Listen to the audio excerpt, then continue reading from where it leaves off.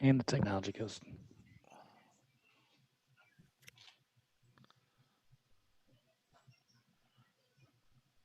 We're What live. is the all right? I mean, okay. Ah, Hello. we live. Welcome to Southern Fried Philosophy. There we go. Just pulling everybody up. Hello, everybody. Thank you for tuning in. Gonna go ahead and get everything. Here's the button live. That's what I want to watch. I want to watch myself on TV, Mom. All right.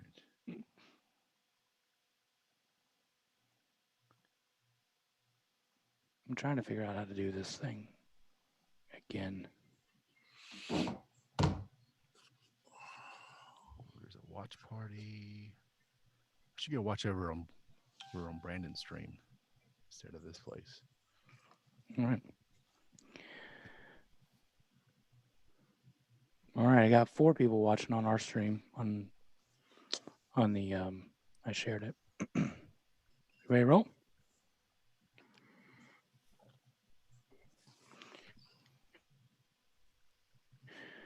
All right. We want to say thank you to our sponsors, Watchman Cigars, 1812 Barbecue, Blue Collar Cycle Shop, Hook, Line, and Heroes, and our sponsor, Words of Hope. Today's episode is brought to you in part by Words of Hope. If you're like us, it's hard to get some time in the Word, and that's where Words of Hope comes into play. Words of Hope is a daily devotional podcast, and it brings a few minutes of comfort and hope into your day. Each episode includes a passage of scripture, a thoughtful reflection, and and a word of encouragement, as well as a prayer. Oh, goodness gracious. Sounds like I need a prayer tonight. And at only 5 minutes long, you can listen anywhere and anytime. Words of Hope is available wherever you get your podcasts, and I've been doing it as well. We're working on wisdom right now, so it's been helpful, encouraging, and inspiring. So we want to say thank you to our friends, Words of Hope.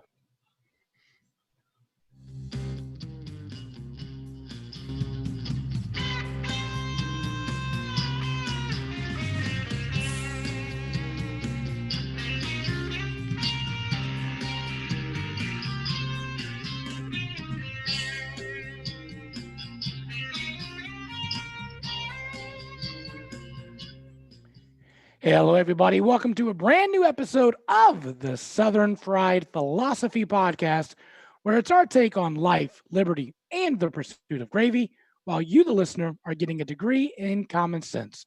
We are broadcasting from our Blue Collar Cycle studios right here in beautiful Concord, North Carolina. We've got a great show lined up for you as always. But before we begin, let me introduce you to our starting lineup. Running on the field, it is our videographer, manning the chat, Magic Man. Hey, everyone. How's it going? Running the control deck, it is our producer, Brian. Hey, guys. And I, of course, be your host, Biggin. And how about you? And across the way sits the pride of Anderson, South Carolina.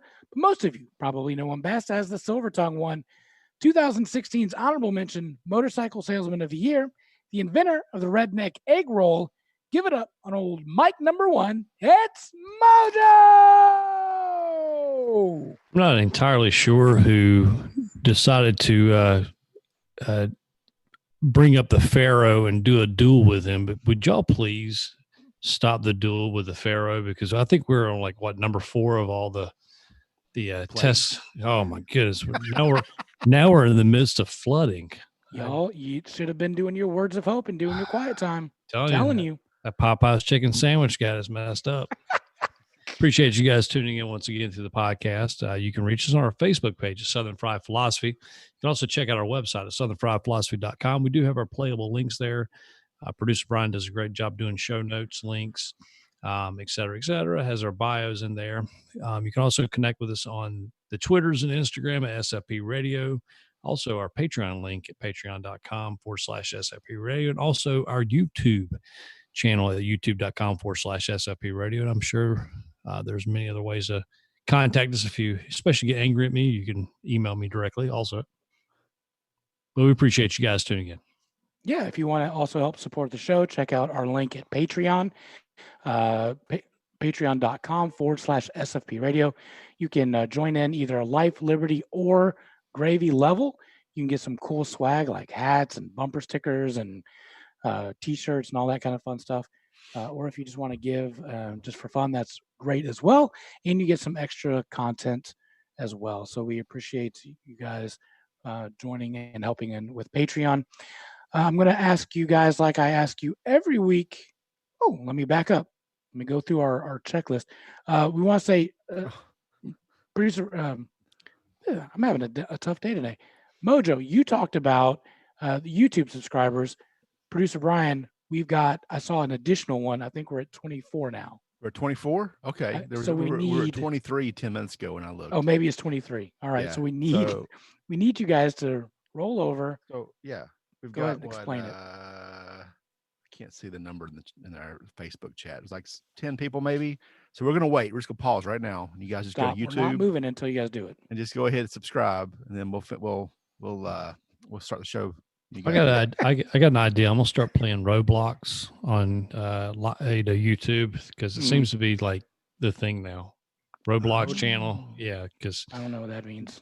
There's an app, the game that you can play. The kids, it's like, you know how like we always look forward to getting the newest, latest, greatest Xbox or Nintendo or Sega that had the best graphics. Oh, I love Sega. All the kids have now have gone back to like 8-bit block characters, and this nice. is Like Crossy Roads. Worse. Oh, yeah. Wow, Tecmo Bowl. So, it's like Minecraft for our blocks. We do some of those. Oh, Tecmo Bowl was way better than this stuff. But yeah, Wow. Maybe we need to do some video channel of that stuff. Yeah, live stream some gaming. You know, people would subscribe to hear you cuss at the TV. That'd be great, right? Oh yeah, that'd be fantastic. I'd watch that. Hey, if you guys are staying at home and you have nothing else to do and you want to do your own podcast, contact producer Brian at headlines@SFP Radio. He can get you hooked up. He can tell you kind of how to start a podcast, how to make it go, and all the fun technical stuff as well. Yep. We also want to say our listeners. So on our big RV map of the United States, we got some people to step up. We picked up South Dakota, West Virginia, Delaware, and Maine. So what we've got left is New Hampshire, Vermont, North Dakota, Wyoming, and Alaska.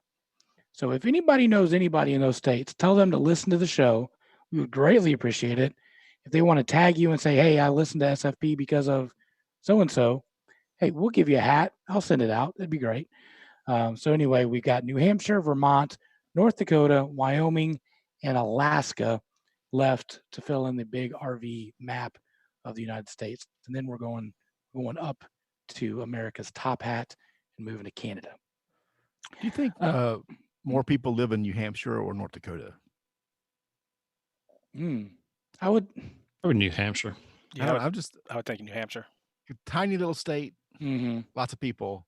Really big state, like 10 people, right? Yeah, I would say New Hampshire as well. Yeah. I'm going to ask you, like I ask you guys every week, how you be darn? We're going to go to Magic Man, getting straight off a conference call. Exactly. I'm a little flustered, but I'll tell you, it is good to be back amongst the living, man. Last week was you were no fun. Yeah. For those listening, I had Wednesday of last week. I was, or actually, it would be the week before last by the time you hear this. I was diagnosed with pancreas. I can't ever say it. Titus? Easy for you to say. Pancreatitis, yes. So I was in the emergency room. Hospital was a little different situation this time. There was hardly anybody there in the emergency room when I went, and of course, they gave me the whole protocol to make sure I wasn't COVID infected. Sure. Okay, so when I walked in there, they actually had me go through a metal detector, kind of like the ones they had at the airport back in the day before 9/11. Before they had the things that you have to put your hands up and it scans you. This is the one where it's an actual metal detector. So I had to empty my pockets out, put everything in the tray, give it to the security guard, walk through the metal detector, and then he gave me my stuff back. So that was crazy. To go just to the ER? Just to get into the hospital, yeah, to the ER. It's because they had a shooting there about a year ago. Yeah. Oh wow. Okay. Well, how about you? And then and while I was in there, they actually this tells you how bad the pain was. They gave me morphine. Hey, buddy. 30 to 45 minutes after I got into the little emergency room thing. Ooh. And then about 10 minutes before I left, they gave me another dose because it had worn off. The original one had worn off, and I was only there for 3 hours. But I got to give kudos to. I know they used to be called Northeast Medical Center. I think they're like Atrium Cabarrus now is what they're called. Mm-hmm. People very friendly there. They, very, very nice, and they did a good job. And got some medicine, and within 2 days, bam, good to go. Wow. How about you?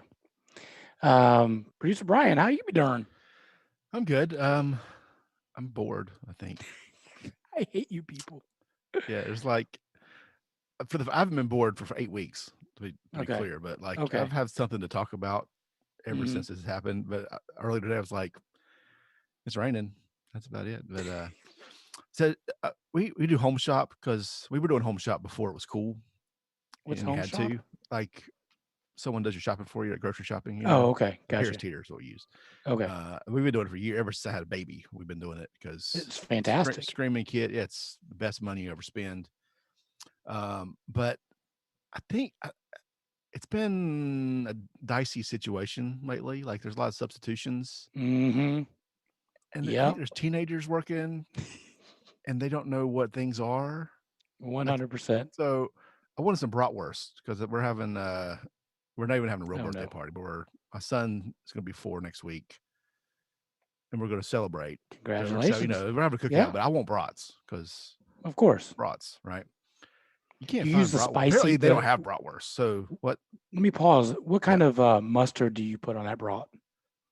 I'm a brown usually, like some kind of brown. Sometimes yellow. Depends on my mood or what's in the fridge. I'll go both directions. I'm not a mustard snob. Okay. Mustard and not anything else hardly. Maybe some grilled onions. Oh yeah, now you're talking. Okay. Yeah. But, I like the one with the beer in it. Oh, like the beer really mustard. Spicy one with horseradish in it. Hey, I'm not opposed to it. I mean, I cook them in beer and then grill them. So even better. Sorry, that's the only way to make it. Anyway, so I want the Johnsonville. They're not cooked. There's like a 5-pack. It's bratwurst. Right. The thing that we got as a substitution because they were out of the good ones is just like it was like a cheddar wurst or something. It's pre-cooked. It's a fancy hot dog is what it is. It's not. It's I don't even know. It's not. I'm not sure it's meat. It might be beyond like a Beyond Wurst or something. I don't know. Oh, maybe you're helping Mojo.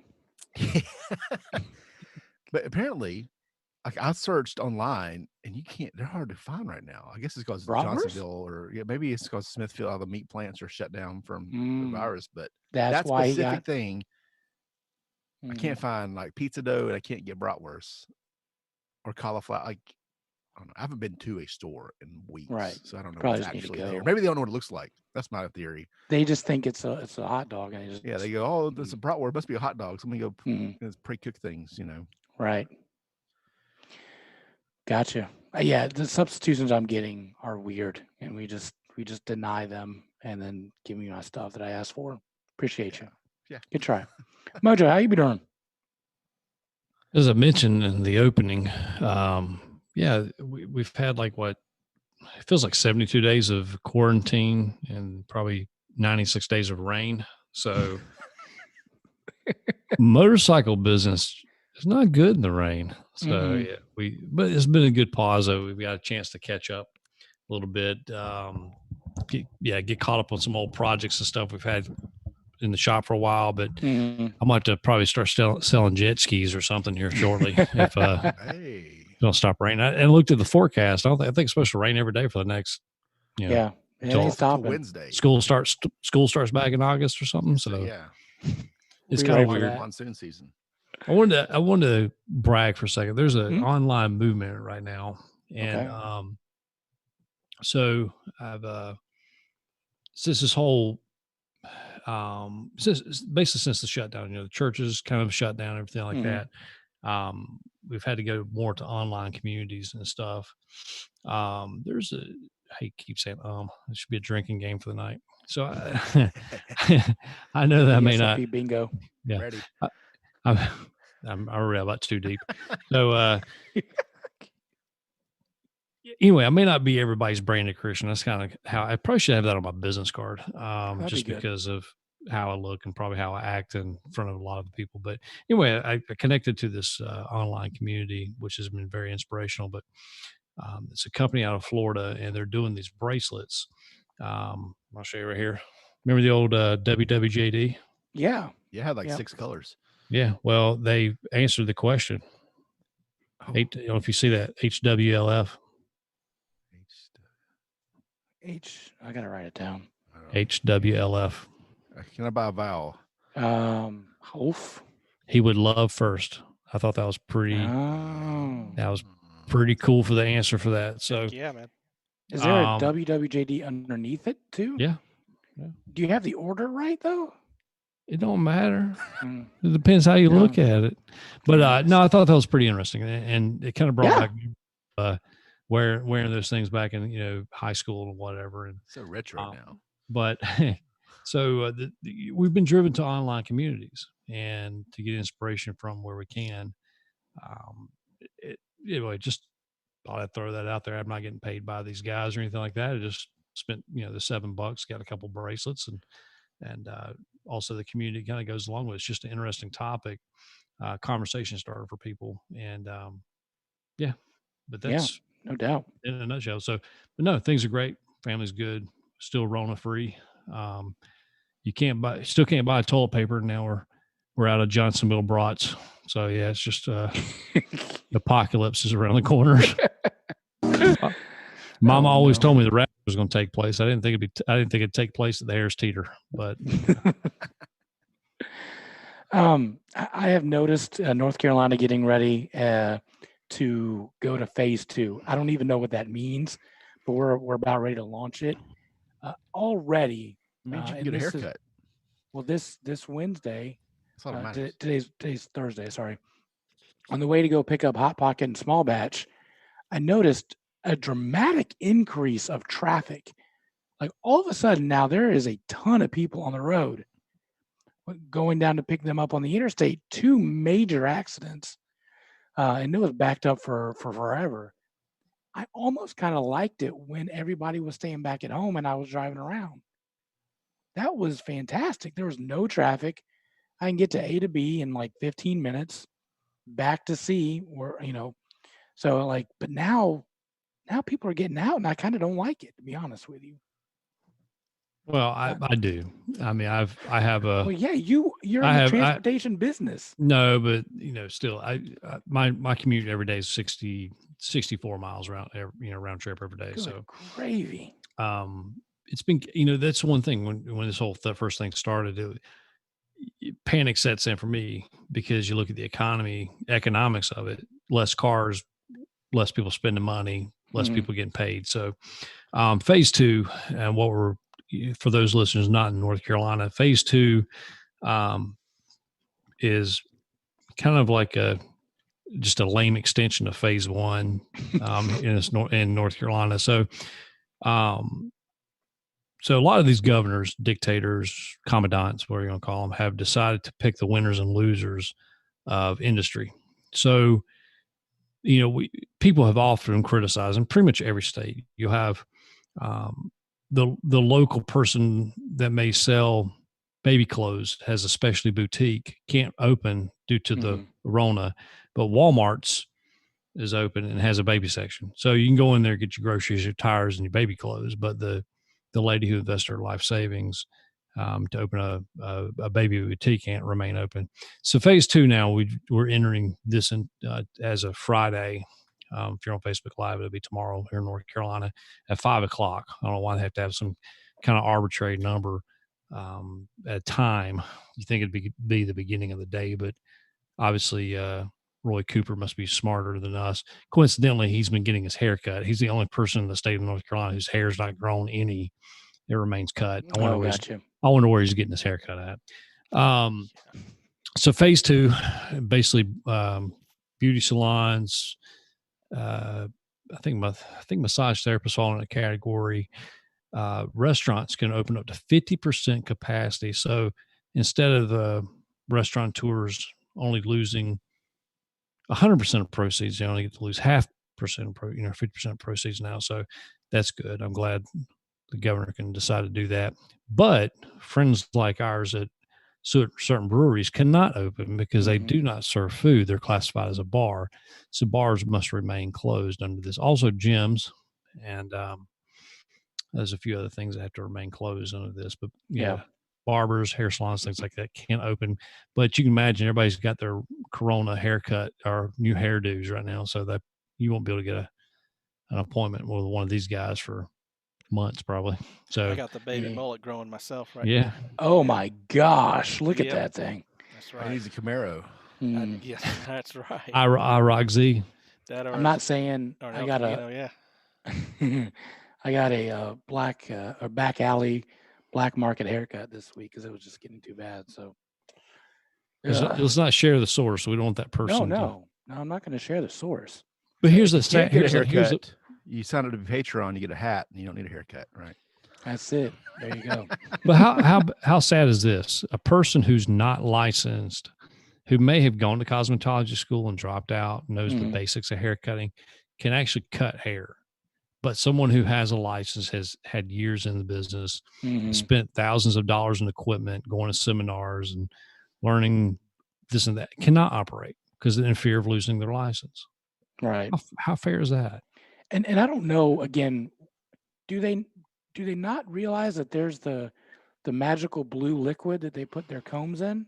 Evidently that sterilizes everything. Scope. Yeah, I don't know why we didn't use that for I don't know why we didn't use that for the Corona, because it does sterilize everything. Yeah.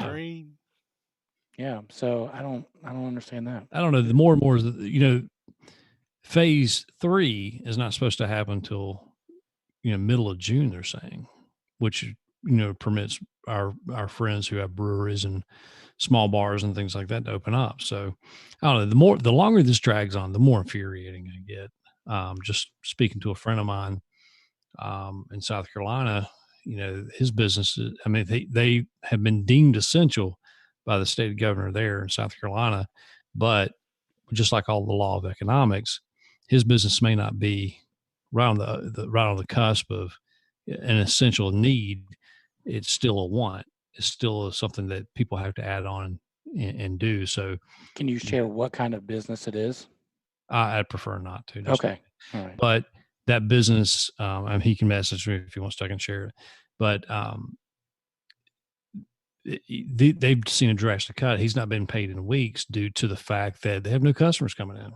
So it's just when I hear personal stories like that, I got so many personal people that I know, small business owners to employees that have been affected by this. I get more and more angry. I don't care what they're right now. A new stat just came out. They're predicting over 75,000 suicides related to economic downturn in the next 3 months. That's more than Corona does. Oh, wow. So, well, and I think that we have to understand, like, there's two types of sick people. As soon as the government said that a business is a person, there's now that doubles the number of sick people, right? Because the coronavirus is impacting folks, but if a business is a person, that's also dying as well. And we've got to fix we can't move forward in this country without the economy moving and without it going. And we can't just we're making it more sick by not getting back to work and letting people do their jobs and getting it going. It's going to take longer than I think that people realize to get it moving. And why don't we just open it up, let her eat? The people that are susceptible to getting sick, stay home. It's okay. We're not forcing you to go to church. We're not forcing you to go do these things. If you're susceptible, stay home. That's okay. But you've got to get the people back to work. These phases, just come on, just let her eat. Just open it up and go. Yeah, I think so. And I think, what you're talking about is basically the same approach that Sweden took early on with this, was that they put their susceptible population under, a more of a, not really a voluntary lockdown, but they asked them to stay home. Mm-hmm. And, people that were not susceptible, they could, keep going. If they got sick, where they quarantined, they did the contact tracing and everything kind of seemed to go. But no, we have pretty much, I don't know. Hopefully we never see anything like this again in our lifetime, because we have just We can't. We cannot do this again. I mean, right now, you can go back. Anybody wants to, they can go back and actually listen to Senator Kennedy. Just was on the floor the other day. Representative from, I think, Louisiana. I don't quote me on that. Anyway, he gave it a passionate speech about we had to borrow $3 trillion in security bonds to the feds to pay for the stimulus that came through. Okay. Mm-hmm. Well, there's also going to be an additional cost of another $3 trillion on top of that. So now we're $6 trillion in the hole due to the coronavirus. So that's more tax dollars than we take in a given year. So there's no easy digging us out of this hole anytime soon, except to have some type of, reemergence back into our economy again. Yeah. That way we can get things going again. Absolutely. We got to get it moving. So one of the ways I'm using my stimulus money is investing in the stock market, which I think that'd be a great idea, right? So we're going to give you Biggin's stock tip of the week. So this is where I've been dabbling in the stock market with the Robinhood app. There will be that information on our show notes. If you want to try your hand at it, it's pretty fun. I invested this week in Alibaba. If you're not familiar with it, I got it just because it was fun to say. But it is the Taliban or something. It basically, I'm funding the Taliban. I think that's what it is. No, it's basically the Amazon of China.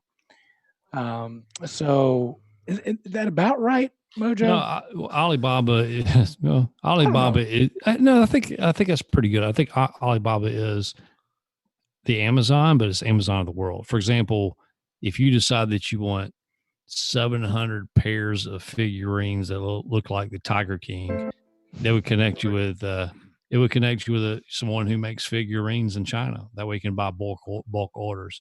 Okay.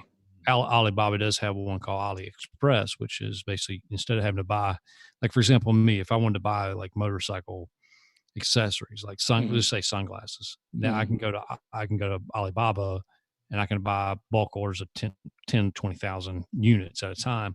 AliExpress connects you where you can actually buy maybe 1 to 25 sets, pairs, things like that. Gotcha.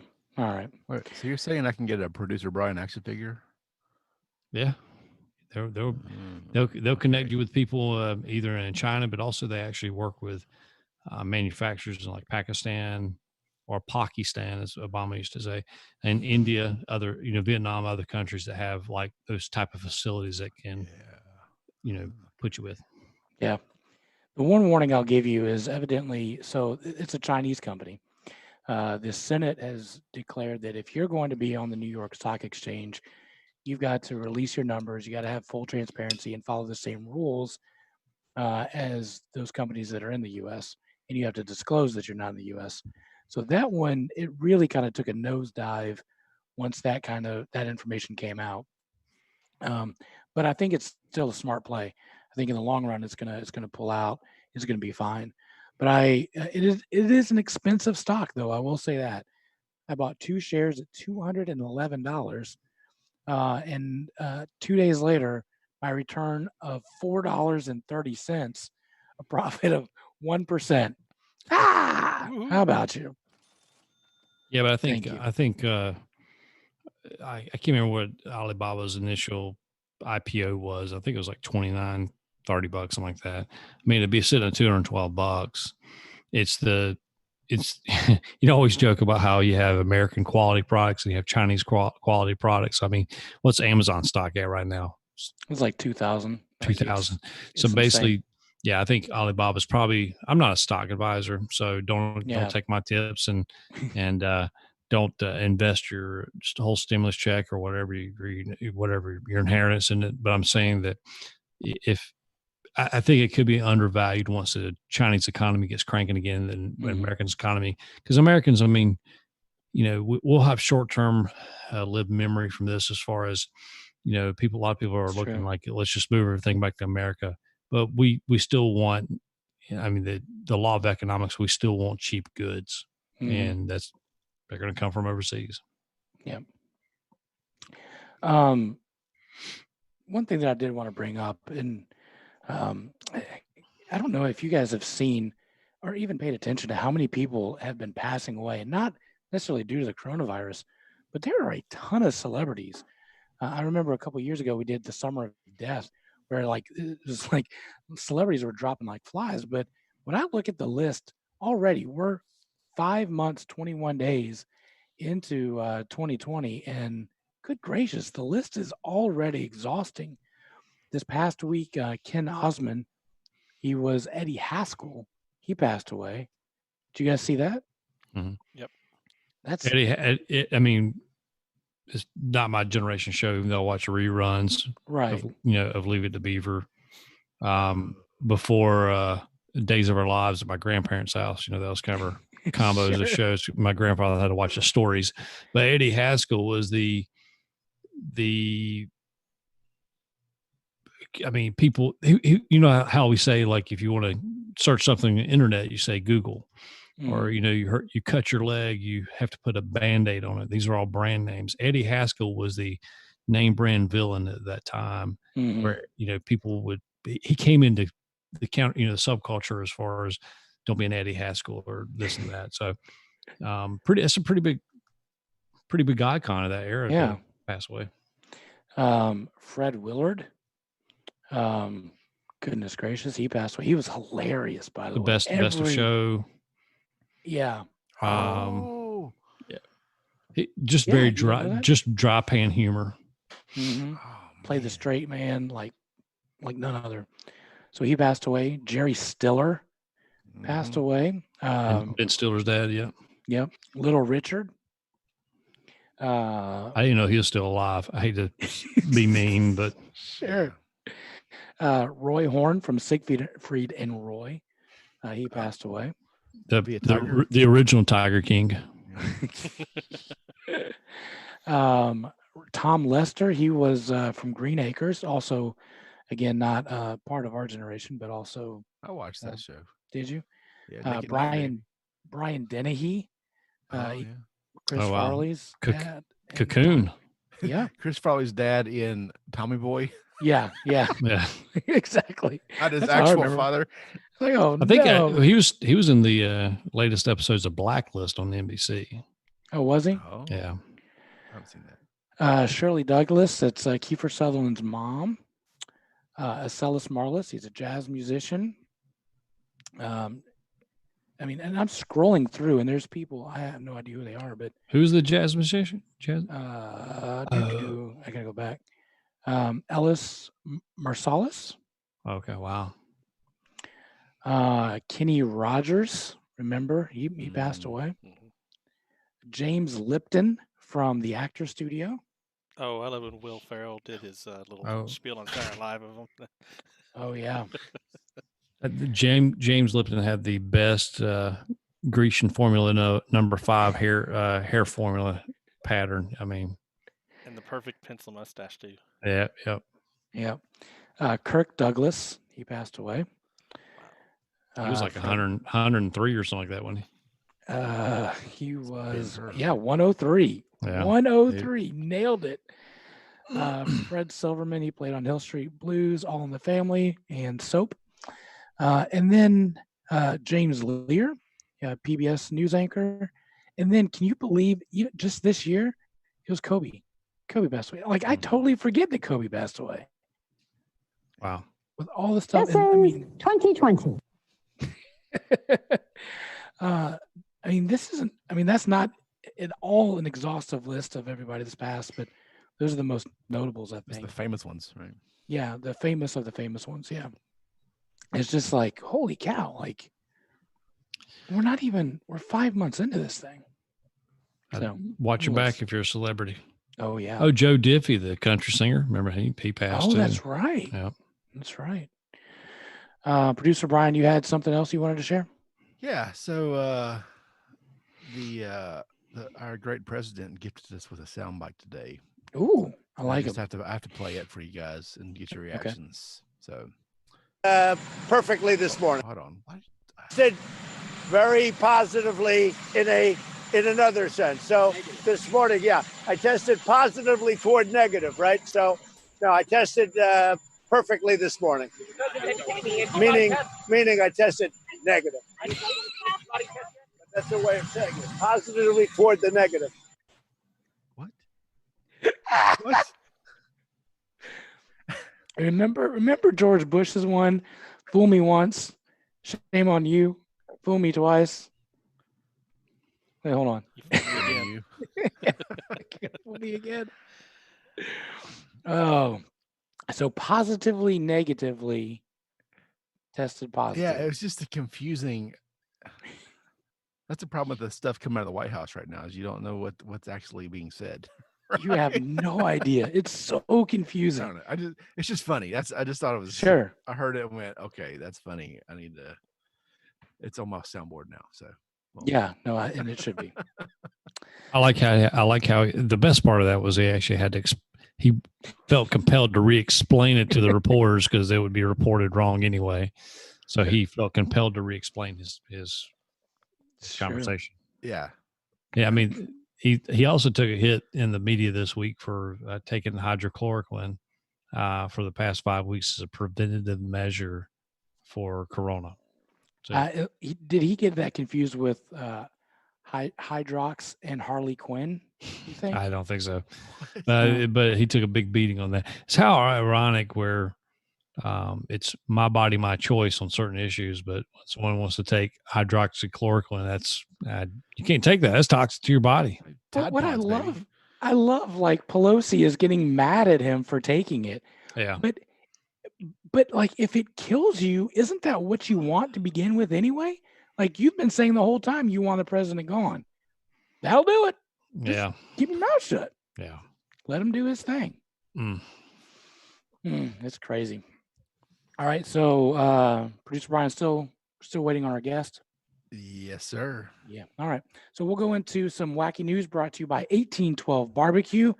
Again, Eric is still cranking out some fantastic beef, brisket, pork. So if you would like some of that with some delicious sides, check out our friends at 1812 Barbecue.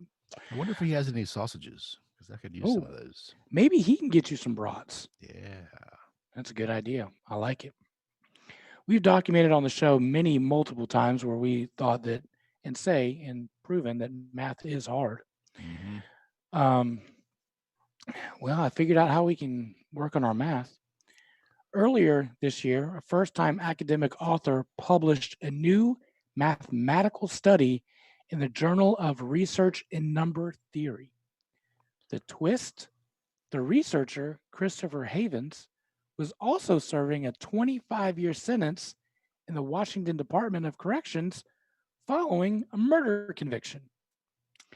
Right. Chemist and Professor Marta Caruta's partner received a request from Havens, for an annual subscription to the Princeton-based journal Annals of Mathematics. Sorry, what? Now there's a joke there, and I'm just going to leave it because this is a family show. And it happens that Caruti's father is a number theorist who is willing to take the chance on Havens, who is trying to teach himself calculus and number theory without any access to a qualified teacher. To test him, he gave Havens a problem to solve, and he returned it back, and it was a 120 centimeter long piece of paper with a long, complicated formula on it, and to his surprise, the result was correct. So Ceruti, who was a professor of mathematics at the University of Italy, is one of the authors on Havens' paper, which is titled Linear Fractional Transformations and Nonlinear Leaping Convergence of Some Continued Fractions. I almost fell asleep reading that paper, reading the title of that. Mm-hmm. Number theory is the study of integers and what integers can do. It's part of a discrete mathematics which examines countable numbers like integers rather than continuous topics like calculus. I have no idea what most of that means. In their paper, Havens, Caruti, and two other mathematicians study a linear transformation of an infinite continued fraction and draw conclusions from their findings. Show title. Then, do what? I'm sorry? Show title. Yep. That's right there. Then they apply those findings back to famous continued fractions. Now, I love this one. Havens told Caruti that he went through his prison's intensive transition program. He says, quote, "It's designed to effectively aid you into taking your head from your backside," which it did. This was my schedule. Eat, math, remove my head from my backside, brush, rinse, repeat. That was an important time in my life. With a scholarly publication under his belt and about 16 more years to his sentence, Havens has an opportunity to grow his mathematical talents.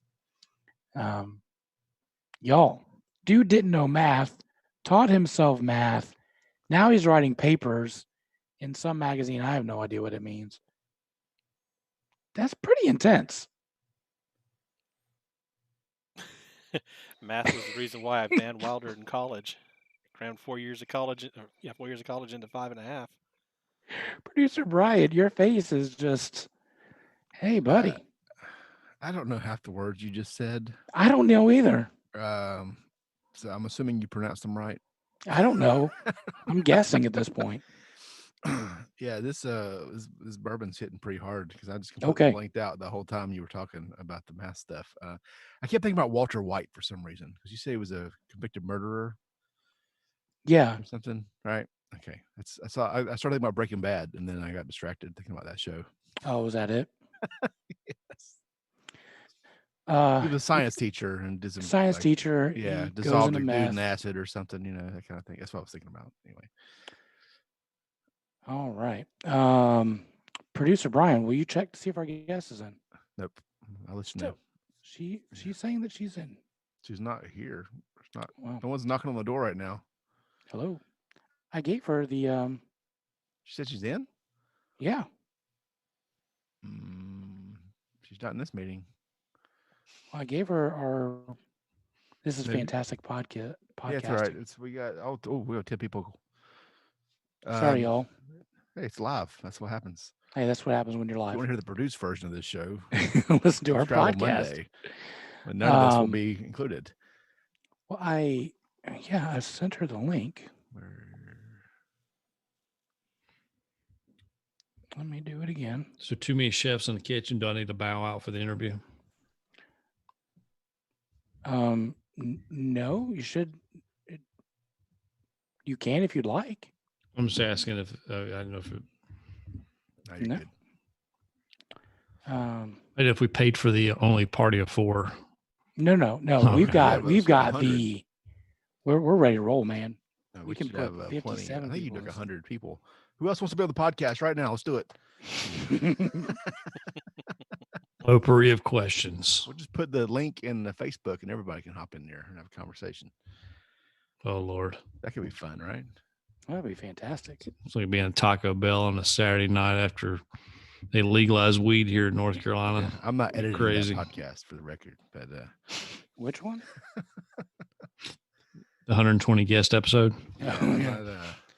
Alan Shaler's watching the live streaming, and he's laughing at our comments here. Here we go. Wait, we got the guest? We got a guest. Okay. All right. We have a guest. I need to change her name, but yes, we have it. Hey, Amanda. Hey, how are you? We're great. How are you doing? Good. Can you see me? I'm not really. You can. Computers. You can or cannot? We're good. We can see. Okay, you. good. I'm as computer savvy as Ryan Lemon is, so I apologize about that. Well, Ryan did great the other day. So did he really? That is shocking. Is that shocking? Yeah. It is. It's shocking. So we just had a huge he's sitting here watching some old movie right now, and we just had a discussion. I'm like, you got to turn that down. So okay. What movie is he watching? What are you watching, honey? Jumanji, like one of the new ones. So yeah. I'm thinking like, Citizen Kane. No. Some old movie. No, it's Jumanji. No. And I'm going to have him join me here in a little bit. So I really want to see the new one, like the last one that came out. Because we've seen that. We've seen it. Man, yeah. Well, just in case if people don't know, Amanda Lemon is Ryan Lemon's wife. Much more than that, by the way, but we'll get into that. Ryan was on the show earlier a couple of weeks ago from Kentucky Sports Radio, and he told us that Amanda has an amazing story, which we'll get into about being part of the foster care system and growing up in that. I have got two foster kids, so this is going to hit home to me. But one thing that he did say starting off the interview was that he's a beer drinker, but Amanda, you are the bourbon drinker. Is that right? Oh my goodness. Yes. Like, please do not hold it against me. Like, I am one of those like girls that when we go to, yes, I'm having a glass of Chardonnay because I wanted to pace myself so that I did not blabber. Understand. Yes. So I am a single batch Four Roses type girl. Okay. I was going to ask, that was the first question out. Yes, that is my forte. So if I'm going out, I'm having a single batch Four Roses. Don't get me wrong. I love me some Woodford, but I'm a single batch Four Roses type girl. Just for you tonight, Amanda, I pulled out the Cream of Kentucky. I have never had that. Is that good? Hey, it's good. Yes. Really good. Like I'm from Eastern. I'm more of a moonshine type girl. To be honest with you, I'm a 606 type girl. If we're talking alcohol, I'm more of a 606 type girl. 606, by God. I'm a moonshine type girl. But if we're talking bourbon, I'm a single batch. I actually met the person who, like, literally my story is like from poverty to like princess, if you want to go that way. So we'll get into that in a second. But I actually met the founder of Four Roses, and actually, I'm sorry, yes, and like he was explaining to me like how this all works, and then I met the person from China who runs it now. Oh wow! And she barely spoke English at the time, and she just kept giving it to me at a derby party. And I do not remember all of that evening. I'll be honest with you. Sure. But at the same time, bourbon was our language. Isn't that crazy? Like, bourbon was our language because she did not communicate, but we knew that she knew she was in Kentucky, and she knew that's how we could communicate. So it was really interesting. She knew that that's how we could communicate effectively, essentially. So it was really cool. Mojo and I, we went to Four Roses. We did the Bourbon Trail last year. And to be honest, Four Roses, to me, the tour, everything was shut down. So they were doing their cleaning and whatnot. It wasn't that great. But a little tip that somebody told me was at the very end, when they do their tastings, you ask them, what's behind the counter? Oh. You say, I know there's something behind there. Let me have some of that. And the lady was like, all right. And she waited till everybody else left. We had a group of 6, and she's pouring the last little bit of that bottle. Yeah. And that was some really good stuff. Yeah. I will never forget that derby party because it is one for the record books. Like, I have, one for the record books. Nice. Well, Amanda, you started off your career as producer at WLEX. Actually, that I was an intern. Okay. So I started out, let me kind of rewind. Yeah. I started out as an intern at WLEX. I was driving from college every day at Eastern Kentucky University. Go Colonels. Oh, wow. Yes, go Colonels. So I started out driving every day from EKU, and I kind of made a name for myself, and I was a tape editor. So I don't know how much you know about journalism, but they are essentially the grunts of the world. They're just kind of in there, So I was editing tape, and the next thing you know, I worked my way up, and one of the reporters literally quit one day, just absolutely said, I'm done. She said she's done. And I had Ryan went out with me because he knew I wanted to be a reporter, and shot a story about the Backstreet Boys. He shot a story with me about a church, and he shot a story about, I think it was about something crazy. I can't remember. It was something crazy. There were 3 stories. He shot a story, and I had given it to the news director. And he came to me that night and he said, "Do you want to seriously be a reporter?" And I said, "Absolutely." And he goes, "You start tomorrow." Oh, wow. And I'm like, literally, I'm like, "Okay, are you serious?" And he said, "Yeah." And I'm like, "Okay, absolutely." Ryan did the sweetest thing. He got me a notebook, got me a Mountain Dew. I'm from Eastern Kentucky. Of course, I'm drinking Mountain Dew. And he got me a chocolate bar. So I started reporting literally at the age of 22 years old in a top 50 market without any, I had no qualms. I had no thoughts about it. No one had told me this is what you do. I'm starting with Nancy Cox, Kevin Christopher, and I just literally stepped out of the gate. My first story was on EKU's Roy Kids anniversary win. Oh, wow. I mean, literally insane. My first story was about EKU, which is where my alma mater. Sure. And I could not believe it was insane. It was insane. So I was very thankful, very blessed to do that. And I thought to myself, this is insane. From a girl from Eastern Kentucky who, in the backstory behind that, I'm going to cry. My backstory behind that is no one knew that when I was going home, I was eating rice. And my meal those nights I was eating a thing of rice, and I was eating, to make it taste better, rotel tomatoes and mushrooms, because that's all I could afford, because I still was struggling as a college student. I graduated from college like 4 months before. So, and when Ryan and I mean, that's what I was doing. I was just making waves. And then all of a sudden I'm on TV just 4 months later. So it was a blessing in disguise. So I went from poverty to fame in mere months. So it was really neat. And then I went to Hurricane Katrina, and I ended up staying down there for 2 weeks, which is absolutely insane, and a story that will stay with me for the rest of my life. The only reason why we left Hurricane Katrina, we were supposed to be down there for months. The only reason why we left is we were in a head-on collision. We were sitting in a truck and getting ready to pull out. And the only car, I've been in two car wrecks, but this is the worst one that I've ever been in.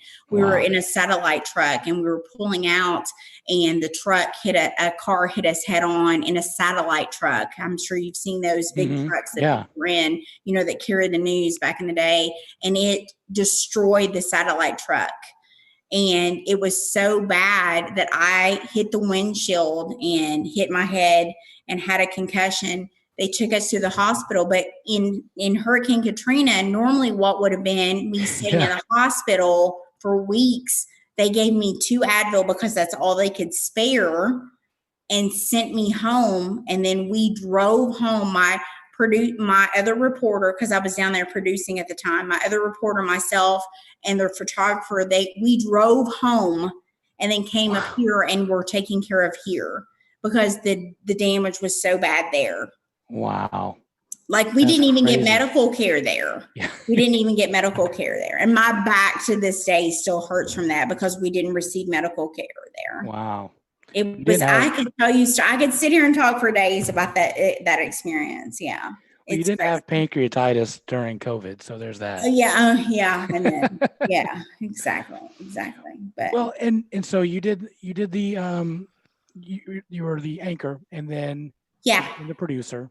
Yes, I produced for after I was a reporter for 3 years, I was a TV producer for right around 11 years, 12 years. So I produced everything, Nancy Cox, the queen of TV in Lexington, one of my greatest friends, and Kevin Christopher is a hoot. And I tell you what, Bill Mack can ruin a newscast. The thing that producers get lost in is they are the brains behind broadcasting. I'm writing what the anchors say. So I am the brains behind them. Well, Bill Mack would come up with a thunderstorm in Eyeball that's about this big, and it's going to produce rain for 5 minutes and ruin everything that you've got to say. It's going to affect one trailer, but it's in Bill Mack's mind. We call it weather woodies. Wow. How about you? Yeah. So it's going to ruin everything. So we would say those things. So. That's funny. So what made the switch from producer to mortgage officer?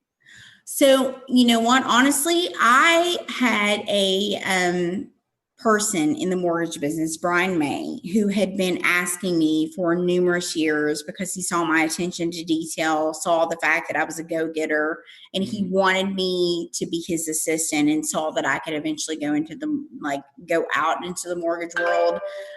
Sorry, that's my phone right now. Mortgage business. He saw that I could go into that, and he had asked me for numerous years to come follow him and be behind him. And one day, after Ryan had gone on his way, goes back to adoption. We adopted Michael. Okay. And I could not go to one of his games.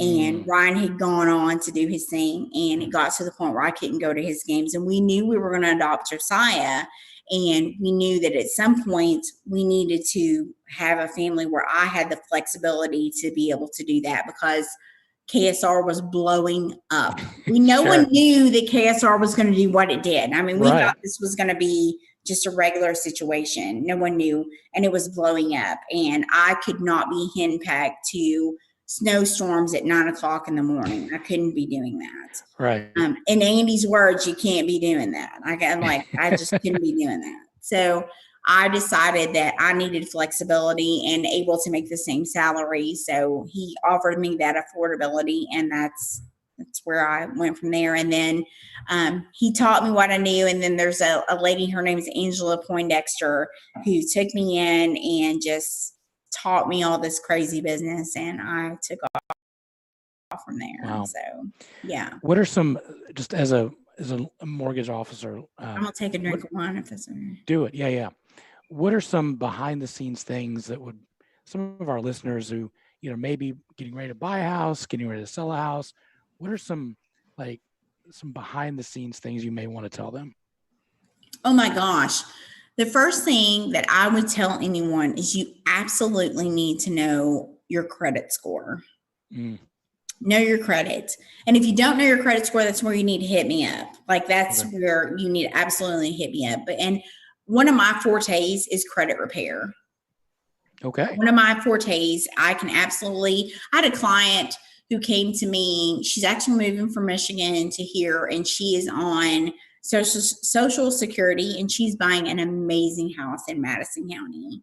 Wow. And I was able to take her credit score from a 579 to a 650 in about 3 weeks. Oh, wow. Without her going through that, you got to do this, credit repair and whatnot, because that is my forte. That's my thing. That's my secret weapon in life is credit repair.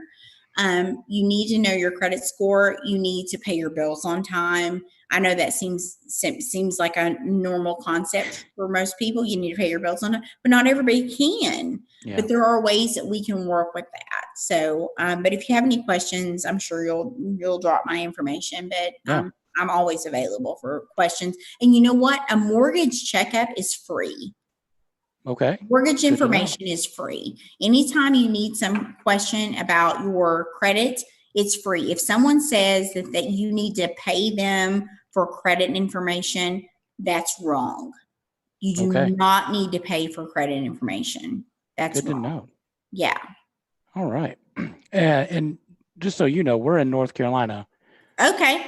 Would you be able to still help? Sure, absolutely. Yeah. Fantastic. That's yeah. Use promo code BIGGIN. And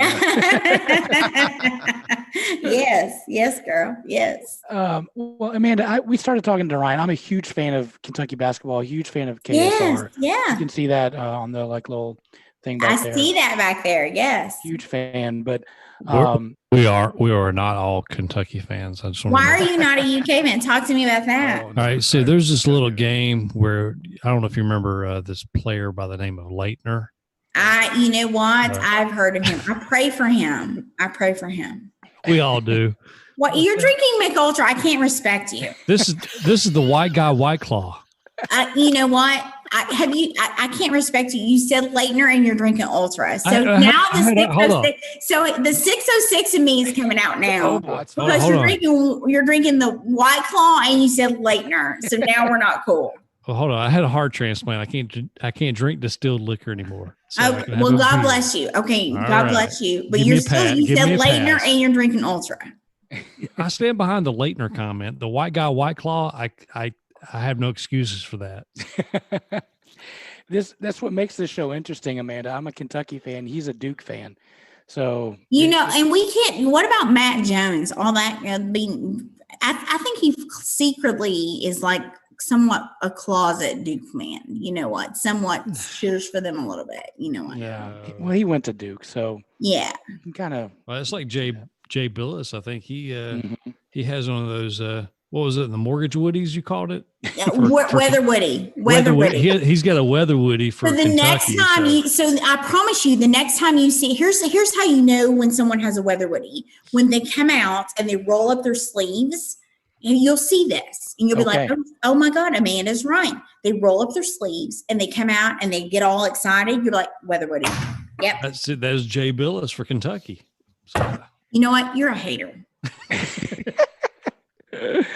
Amanda, you are and always forever will be, no matter what happens with Matt, you will always be the first lady of KSR. Oh, thank you. That's so sweet of you. What is it like to have that title just in your normal everyday life? Does it impact you at all? Or you know what? There is a little bit of pressure on me for that, because I jokingly went up and put on makeup and changed my shirt for just this appearance. Aww. I did. There is a little bit of pressure about being quote unquote the first lady of KSR. There is a little bit of pressure about that. And it's got to be weird because like this is the first time you've ever seen me. Yeah. But like I've watched your periscopes, like I see you and Ryan interact. Yeah. I hear you on the show. So it must be weird to just walk down the street and people say, "Oh, did you hear what Ryan said today?" Or they know so much about you, but you have no idea who that person is. True. But you know what? I take it all in stride and I understand. The weirdest thing is when people come to my kids, like Josiah, our youngest son, who's the big athlete. When people come up, we were sitting at a game this summer because he's a really good basketball player, and I was sitting behind him and they didn't realize I was his mom. And they're like, "That's Ryan Lemon's kid on the court." Now that's the weird stuff when they're watching my kids play, which they were watching him, one, because he was a good athlete, but two, because he's Ryan Lemon's kid. Now that's the weird stuff that happens that is awkward, you know?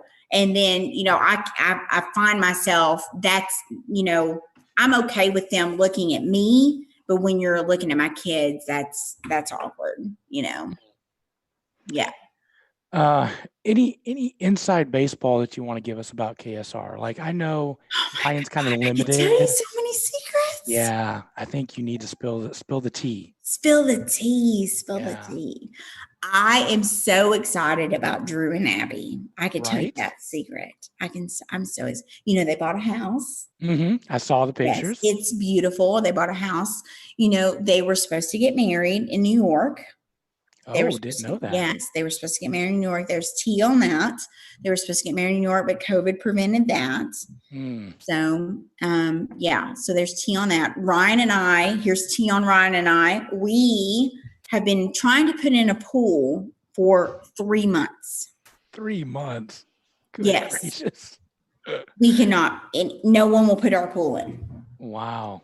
It's ridiculous. I know that's first world problem. That's first world problems. Okay. Right. Here's some other tea. Our godson is one of the UK recruits. I'm not going to say who. Okay. I'm not going to say who. Okay. I think he spilled. Can I tell him? Dick Hillcratus. Yeah. Okay. Yeah, that's our godson. How about it? Yeah. How excited are you on that? Oh my God. I cried. I didn't get to go to the ceremony because I wasn't feeling well, but he's my godson. Wow. You've heard of Dane Key, who's the other UK recruit. That's Ryan's best friend's son. Yeah. Now, he was talking about Dane on the show. Yeah. And so he doesn't feel 100% confident about. You know what, though? his mom is not. Nicole is my best friend. We're going on vacation in 3 weeks together. Okay. Nicole is not going to. She didn't let Devin go very far. Gotcha. She's not going to let him go very far. Okay. So it's not going to be Louisville. And then Jagger Burton was here the other day, and he's feeling comfortable about UK too. Okay.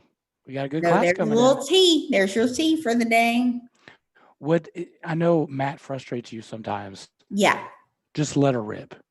Matt is like my brother. Matt is like my brother. You know, we have that brother-sister relationship. Mm-hmm. Here's an example. We are in, where were we? Me and you, and we're in the car, and you and Matt are going at it, and I just shushed him. Where were we? We're in the car, and I just shush him. I've been like, just stop talking. Just stop talking. I just tell him to shut up. I'm like, just don't talk. And you know what's sad? He listens to me because I'm from the 606, and you don't talk to women like me from there. No, you don't. And you know what's so sad? His mother loves me. She thinks I walk on the moon. Yes, she loves me. His mother loves me. We were at lunch. Here's tea. Okay. We were at lunch with his mother one day, and his mother, myself, Matt, and Ryan were there. He starts talking, and his mother's like, Matthew, you've said enough. He stopped talking and didn't say another word the rest of lunch. Oh, he loves mama. Yeah. Oh, no. He does. He's a mama's boy. He's 100%. Yeah. Speaking of family, let's talk about yours. Oh, my boys or live or what? Whatever you want, but we're going to kind of transition to your story, your family. Sure. Okay. So currently we're going to go with children in our house and not the bonus ones. Sure. We'll go with children in our house. We have 3 boys. Gavin is 22, and I always say the wrong place he works for. He is in Atlanta, Georgia. It's not Pixar. It is Pinewood Studio. And what studio does he work for? Marvel. He works for Marvel Comics. I know this. I know this is Marvel Studios. Yeah, you know that. Okay, you know Marvel Studios. Okay, you know that. Okay, so he works for Marvel. He's actually coming tomorrow with his fiance, Erin, who is the sweetest person in the world. She works with horses. She's perfect. She's awesome. And then there's Michael, who is 17. He currently works at McDonald's. Okay. And we made him get a job. So teach him responsibility. And then there's Josiah, who is, our perfect child. Perfect child. Ryan's perfect child. And those are all adopted. Every one of them are adopted. And I had someone say something smart to me the other day. Well, you don't know what it's like. And I was like, she kind of had a condescending tone with me. And I was like, well, no, you don't know what it's like. So what was the context of that? You don't know what's like. So she I think it was a racial context, and then I showed her the picture of my children. And then so I deal with low to moderate income folks. Okay. So that is my job, is low to moderate income folks. And my job is to make them feel as important as possible and make everyone feel the same. And I never, with my family being every different color, I think I have a different perspective than most people do, because one son is Hispanic, one son is Indian, Gavin is Cherokee Indian, and one son is Black and Hawaiian. I check all boxes. I mean, if I'm going down the racial box, I check them all. I mean, I do. So I wanted to make her feel as comfortable as possible. And I think that's why I do my job so well, is because I make everyone feel comfortable. So, but I made her, by the time we left, she gave me her phone number and asked me to dinner. Oh, wow. There you go. Yeah. So you grew up, from what Ryan said, in the foster care system. Yes. Can you tell us about that? So this is very dramatic. You may want to pour yourself a drink. Oh, here we go. Everybody have a drink? Okay. So when I was 7 years old, my father, I tell this story and I don't want you to think that I'm jaded, You're right. But my father broke into my house when I was on Father's Day weekend and broke into my house and stabbed my mother 47 times. Oh my goodness. And stabbed me 13. And when I was a child, and murdered my mother. I'm sorry. Sometimes it's easy to tell and sometimes it's not. And murdered my mother. And my middle sister was there. And she was able to escape. He stabbed her as well. And she was able to escape and get help. And thankfully, a Kentucky State Trooper was getting off. It was 4:00 in the morning. Thankfully, a Kentucky State Trooper was getting off work at that time and heard the screams for help. And she was able to get him to come help us. The police report says that my mother was gutted like a pig. He took the knife. I'm just going to be blunt with you because I'm a journalist. Sure. He took the knife and ran it down her stomach and gutted her. I still have lung issues from so many stab wounds that I have. And Ryan will tell you that I cough all the time because I still have scar tissue in my lungs. At one point, we thought I was going to have a lung transplant because my lungs were so bad at this age because of the scar tissue in my lungs because of the stab wounds. I have nightmares, as you can imagine. Sure. Because I witnessed that. The news article that they wrote from that day said that it wasn't raining, but the blood drops from, and you can look this up, the blood drops because my mother, you're doing that face that everybody does when I say this story. I'm sorry. It's horrible. It's a horrible story. I'm writing a book. Okay. The news article from that night said, because my mother, to save me, she saved my life. To save me, she pushed me out on the top because we were in an apartment. She pushed me out on the top of an awning to save me from my father. And the blood was dripping so hard that you could hear it dropping, and neighbors thought it was rain. So they thought it was raining. And that's what the report was from the neighbors. And that is in the report. They thought it was raining. Wow. So, and that's in the news article. But they caught him, and I spent 2 weeks in the ICU. And when I came out of ICU, I spent like a month recovering with my grandmother, who was not able to keep me. And then after your black father kills your white mother, no one wants to keep you. So they sent me to an orphanage and left me there. No one came. No one saw me. I was left. Oh my gosh. So that is probably just as much or worse scars that you have because of that. You guys think about the isolation that you've been in COVID. Think about your isolation in COVID and the mental toll that has taken on you in COVID. But as for a 7-year-old, knowing that in my mind, for me, I killed my mom. I've been told that I'm the reason that my mom's dead. I've been shouted at and screamed at. If it wasn't for you, that's what I've been screamed at, because my sister got to go with my aunt, who was my mother's sister, got to go with my aunt, who eventually came back in my life, but that's a long side story. Sure. But she eventually got to come back in her life, and but I was blamed for my mother's death, and I still carry that weight. Yeah.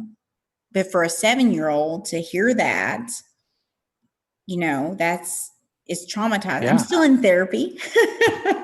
Right. I could understand that. As you can imagine. Yeah. As you can imagine, I'm still in therapy for that. But so fast forward, I live in the children's home, and we won't go into the issues at the children's home. I'll just blanket the issues there about the foster care there, because it wasn't necessarily a foster care system. It was a Pentecostal children's home. They prayed over me anytime I was sick. I have a ankle that's jacked up now because I was in a bicycle wreck, and they prayed over it instead of sending me to the doctor. Lord. I run now, but it was broken, and they prayed over it, and it didn't heal. So I'm not giving you a sob story because there's a rainbow at the end of the story. There's a rainbow. Frustrates me. So that happened. I mean, I was made to use my toothbrush to clean stuff. Mental abuse, physical abuse. Like I was physically abused, mentally abused, like a lot of bad abuse. Like the fact that I am like even where like, and I'm not telling you I'm perfect, because I still struggle. I still struggle seriously. Sure.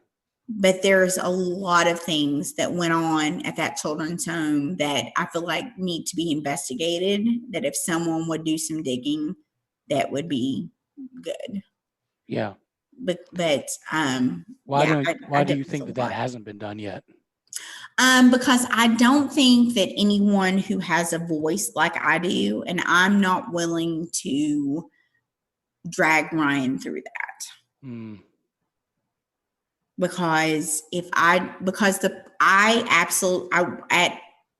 was in the Facebook group at the children's home and put it on Facebook about it and got kicked out. Oh, wow. Because they knew I was right. Yeah. Goodness.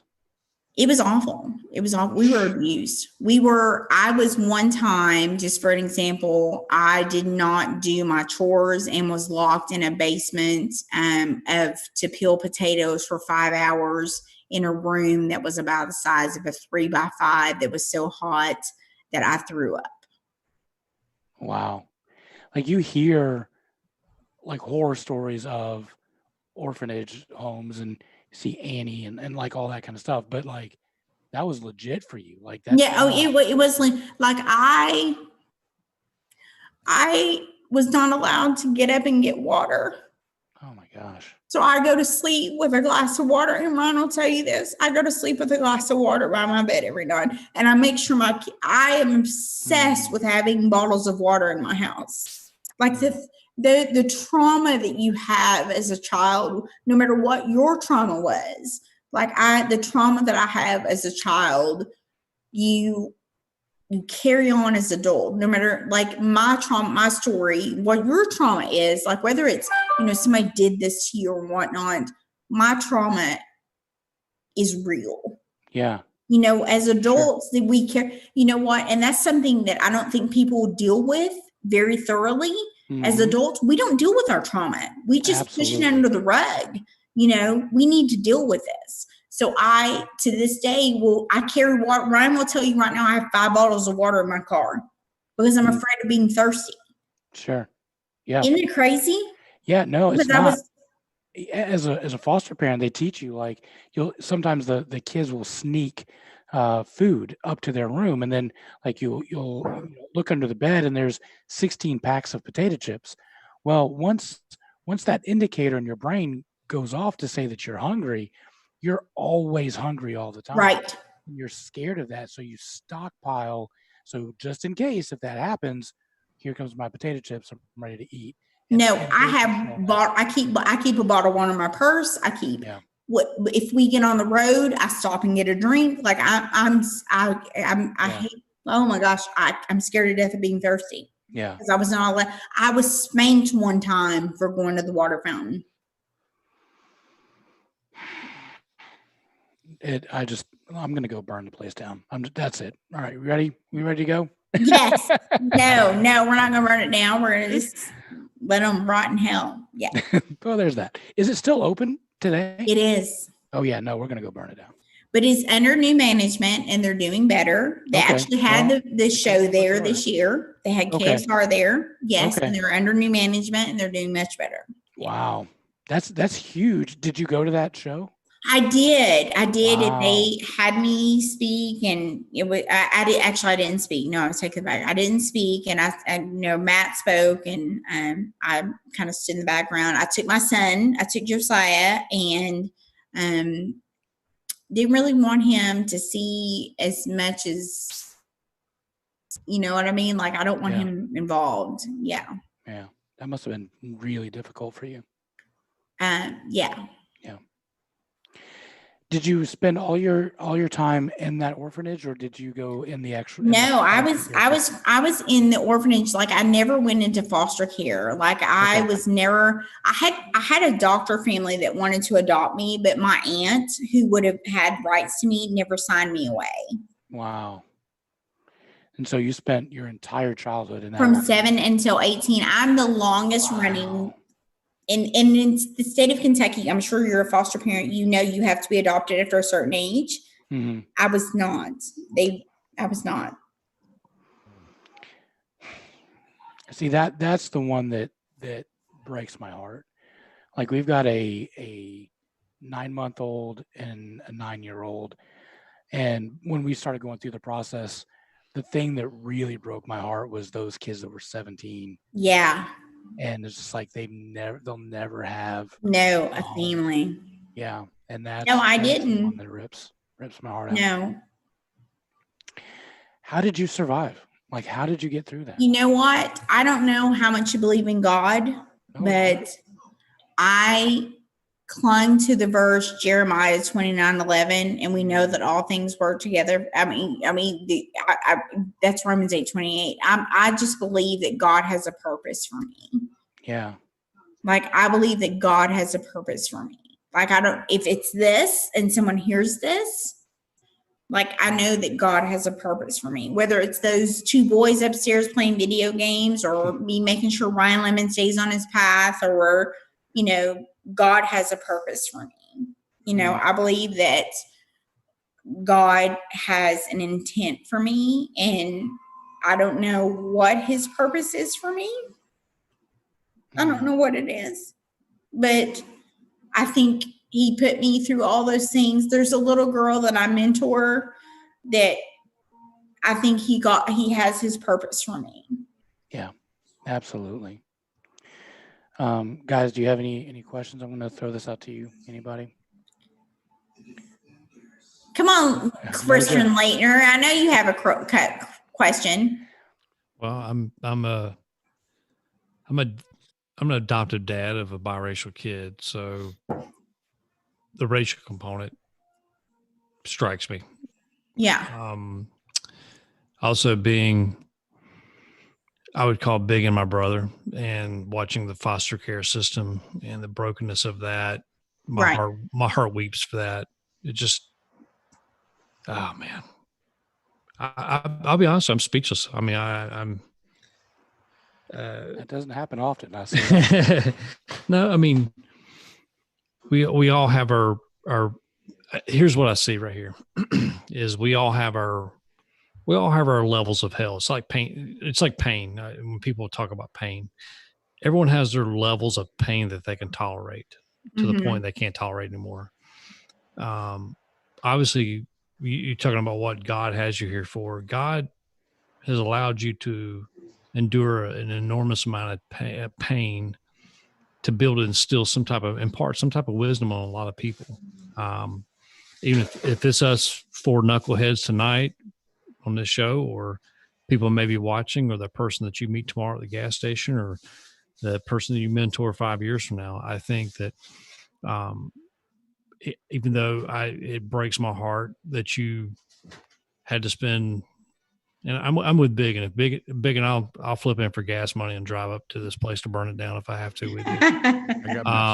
But it breaks my heart. Just the simple things we take, you know, like my wife going the extra mile to crinkle shopping bags right now, or the extra mile to make sure that my 16-year-old daughter has an Easter basket, or spending that Christmas with a family. And you've never had that when you're growing up. It breaks my heart. The world I'm involved in right now, there's a lot of guys and gals in that community that come from broken homes, and it just exposes that. I mean, I had my own childhood trauma too, and I've made that evident on several shows here. It just, you are not, hopefully everyone listening tonight or listening to this episode on the podcast, you're not the worst event of your life. You're so much more than that, and you can overcome that. Thank you. You can be a bigger influence in this world than just those events. It could be a culmination of events. It can be one event, but you are bigger and better than that. God has a purpose. God has perfectly designed and engineered you to be something bigger than that one event. So don't let that one event be the anchor that keeps you down. The funniest thing is I was talking to a partner of mine tonight who has just now come into my life, and I said, I was just telling her, and she said, well, you seem like you've come from a perfect life. And I said, what if I told you I grew up in an orphanage? And she said, we don't joke about things like that. And I said, I swear to God. And she's like, you're a diva. That would have never happened. And I'm like, no, I swear to God. Because from the outset, people think that I, because I seem to have it all together, but you never know what people are struggling with. That's why I give so much grace. That person who cuts you off in traffic, or that person who, is cutting you in line, the grace that you provide them, you don't know their struggle. You provide grace to them every day. You don't know. And if there's no other message that I provide to anyone, it's provide grace.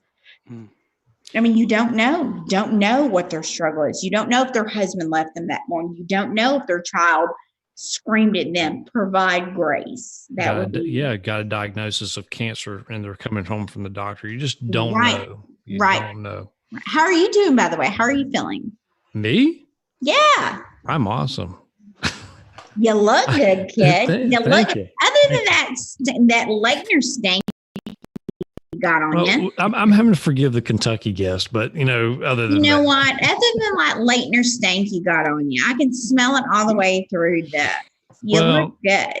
Well, my daughter, my youngest, did get to rub a Duke Blue Devil stuffed animal all over. I'm telling you, that Leitner stank, I can smell it all the way over here.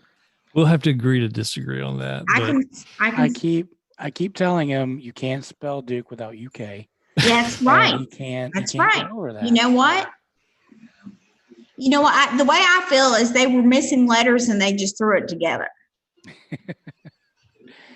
Amanda, I'm just going back to the fact and I think I don't know if you need to hear it, but I know that our listeners, somebody has to. You are incredibly loved by the Father. Thank you. And he never abandoned you. I know that. He's always been there. And you or my foster kids or whatever, you're not abandoned. Your dad is right there. And he loves you incredibly much. And even though it doesn't feel like it, even though you look at circumstances, his love was poured out on the cross for you. And that is evident, and he is there. And you may listen, we've got listeners all over the world, and you may agree with that philosophy, but I know that it's true. No, my faith is huge in everything that I do, and I don't care who I offend by that, but my faith is like I don't care who I offend by my faith, to be honest with you. I don't care who I offend by my faith. So. And for those playing at home, B6 big and cries on the bingo board. You can go ahead and mark that off. So that is. Or you can message me. If that is not politically correct, I don't care. Yeah, I don't care. My faith is what it is. So if you don't believe, my faith is what it is. Yeah, no, there's no doubt about that. I see your posts, so. Yeah, you see my post. Yeah, my whole is, my post is what it is. So. And you mentioned the mentoring aspect of that. Yeah. I know you can't go into specific details on the child, but like, how's that going for you? Oh my goodness.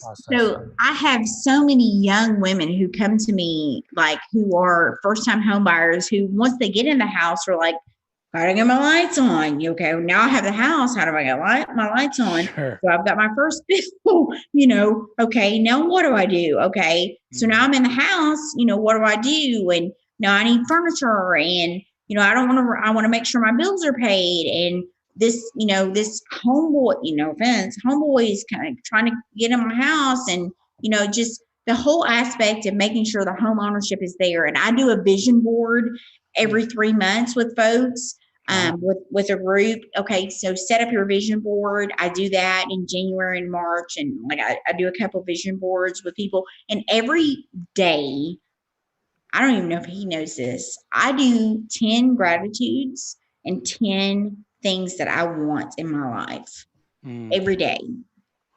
I do 10 gratitudes every morning when I get up, when I have my coffee. I do 10 things of gratitude, and I do 10 things that I'm going to have in my life every day. I usually will do that, but it'll be like 10 Reese's cups.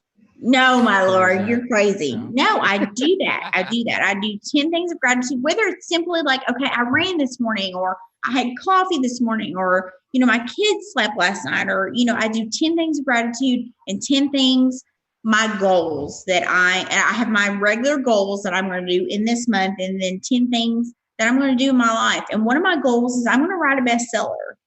Yeah. That's one of my goals. And I'm going to write a bestseller. And I think my life is a bestseller, and I'm going to write a bestseller.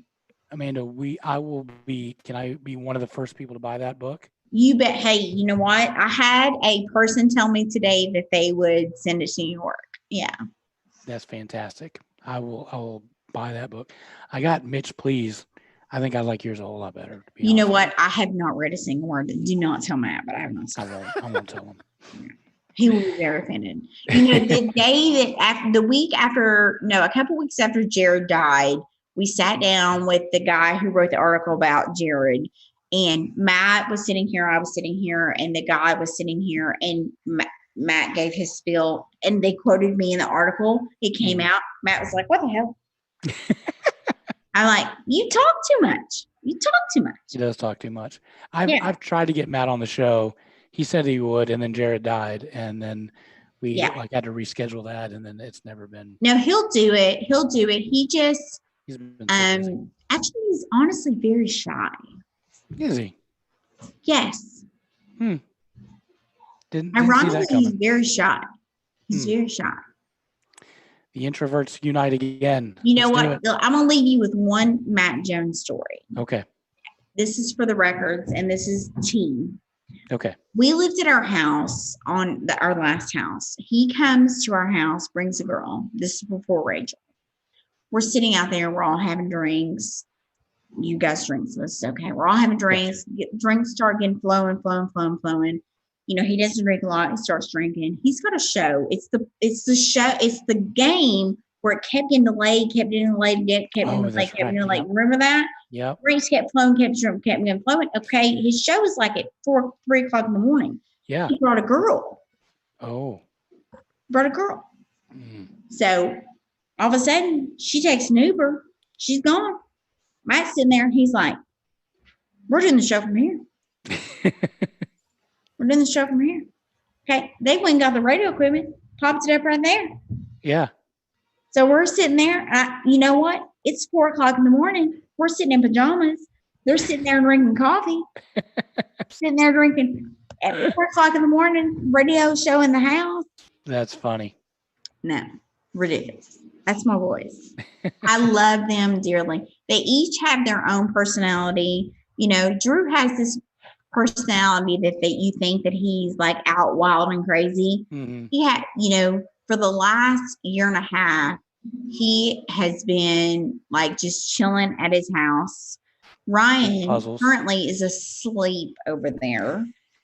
And Matt spends hours upon hours reading books. He and Rachel, when they're together, sit and read books. Well, that's cute. No. We're losers. Yeah. Unless we're at the bar. Well, I would love. I told Ryan this last time. Drew was in Charlotte. We're out of Charlotte. Yeah.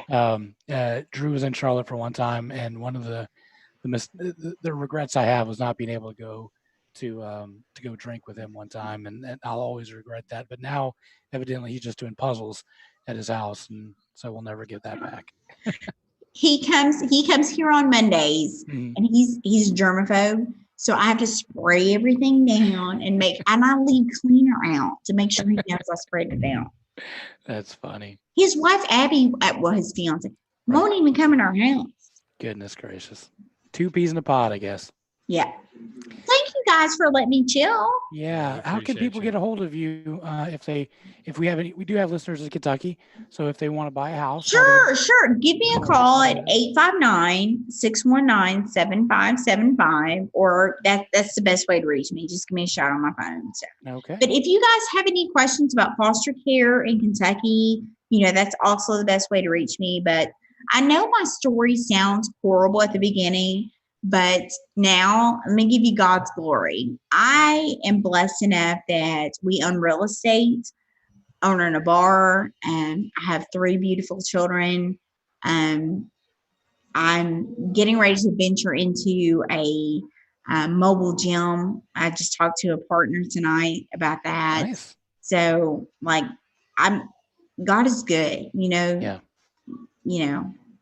God is good. Definitely. You're definitely not the statistic that you were supposed to be according to everyone else. No, you know what? And I've had people ask me about that. Why did you not lay down and die? Why did you not lay down and die? There's always been a fight in me. Because I have 2 sisters, and they lay down and died. They just gave it up. They just gave it up. They just said, and they're statistics. Wow. And they just gave it up. They just said, we're done. And I chose not to. And you have a choice. Life is about choices. Just like me right now, I can choose to have those cookies Ryan just made. You can choose. Life is about choices. Yeah. Well, Amanda, thank you so much. Yeah, thank you guys for chilling with me tonight. It was a privilege. You may be from the wrong state with a good drink, but I really do appreciate your story and pleasure meeting you here. Yeah. And you know what? I have the right drink. You do have the right drink. We're going to meet at some point, and I'm going to get you drink the right drink. Well, I'm going to drink some Shine. I'll bring some Carolina Shine. You bring some Kentucky Shine. No, you're going to have my Shine. Do you like fruity stuff? If I have to, I will. Look what he was drinking. I wasn't fruity. Well, I'm sure there's a White Claw French vanilla somewhere. Brian has said one word tonight. He's the strong silent type. Yeah, that's what I used to be. He's like the bearded MacGyver. Well, thank you guys for having me on. If you ever need like a strong, independent female, you know what, just like to bounce off with you. I actually know a lot about sports. I just pretend to not be. Oh, we don't know anything about sports. I just pull for my team. Obviously. That's about it. Yeah. Thank you so much, Amanda. Thank you so much. Bye, guys. Have a good evening. Talk to you soon. Thank you. Bye-bye. Wow. Didn't know that was happening. What a fantastic story. Wow. Yeah. I think maybe that's the show title, is just wow. Wow. Well, I think I think the biggest takeaway is you see where she's sitting. She's not complaining about having a ankle monitor bracelet on right now because she just committed 3 felonies, or she's in a tumultuous relationship. She's someone who's actually figured out how to make the best of her situation. And like she said, she's not a statistic. I mean, like her sisters and stuff were the ones who were the statistic. So I think there's some, I couldn't tell you the path to walk, but I'm telling you that there's a way to do it. And I think she's figured it out in her own story. So that's pretty admirable. It shows that there's hope, even though the system seems broken. there's still a chance. You still have a chance if there's a kid in that place and you don't get adopted, you don't get the family. Yeah. It's up to you, but you can still make a difference in your own life. You don't have to be a victim twice. Right. So that's good. I think we're just gonna wrap up the show. Yeah, on that. absolutely. You guys good with that? Yep. Appreciate you guys tuning in for the show. If you can, please go to our Facebook page at Southern Fried Philosophy. You can also go to our website at southernfriedphilosophy.com. Also, wherever you listen to your podcast, please go there. Search Southern Fried Philosophy, hit a subscribe, give us a like, share episodes, give us a review. That's how we move them, the old podcast algorithms. Also, if you haven't done it yet, when the DMV's open back up and you can spread the corona with your bandanas, a mask, and social distancing, please make sure you register to be a organ donor. That would be mean a lot, and I really would appreciate that. Well, you laughing because I'm laughing at the DMV. I'm just thinking that's the one place you think about, like they lift all the restrictions. Where am I going? I'm going to the DMV first. That plate, dude. There's North Carolina's set up a little different. We have a license plate agency and a Department of Motor Vehicles. The license plate agencies are independently owned. They're subcontracted by the state. They're not all offices are great. But the one I go to, I bring them a couple boxes of donuts. I slide in, I get my stuff done, pull out, and I'm good. Other states don't have that. You have a travesty of sitting in line with like a petri dish at an ER on a Saturday night after St. Patty's Day or something. It's just brutal. I would say, like, if you have to go to the DMV, that would be the first stop I would make, because nobody else is going, for one, and that's going to be the cleanest that it's ever been. True. Since it opened. No lines. I walked into DMV one time. It was on my birthday. I forget. It was 10 years ago or something. I walked in and there was one other person taking a test, and one of the officers walking around swatting a fly or something. There was no one in the building. It was amazing. Wow. I have a secret confession. Okay. It's just us. I failed my motorcycle test. And I have a motorcycle shop. Wait, now you failed it? There's no cones around your shop though, so you should be okay. Yeah, I failed the written test. So you're not allowed to be riding right now? I have no motorcycle endorsement, so okay.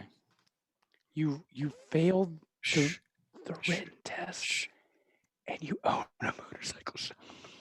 Kind of crazy, isn't it? Yeah. Well, how about you? Well, good for you. Rebel without a cause. Hey guys, thanks again for tuning in to the Southern Fried Philosophy podcast. If you're watching us live, make sure you subscribe to the podcast, where it'll be all cleaned up and producer Brian makes it sound real good. Also want to say, we didn't get to it, but SFP headlines, talk about that. Yeah. Where did I put that? Yeah, this week we've got LA has a liquor store on wheels. Two men rob a convenience store wearing watermelons as masks. And an Aussie man breaks into a museum to take selfies with dinosaur bones. Wow. Among other things. How about it? Listen, there's a lot of things I could take selfies of. My big question is, someone got a watermelon big enough to put on their head. It's not even June yet. Where do you get a watermelon that size? I hate giant fruit. I hate it. That's not natural, man. That's not organic, right? Not at all.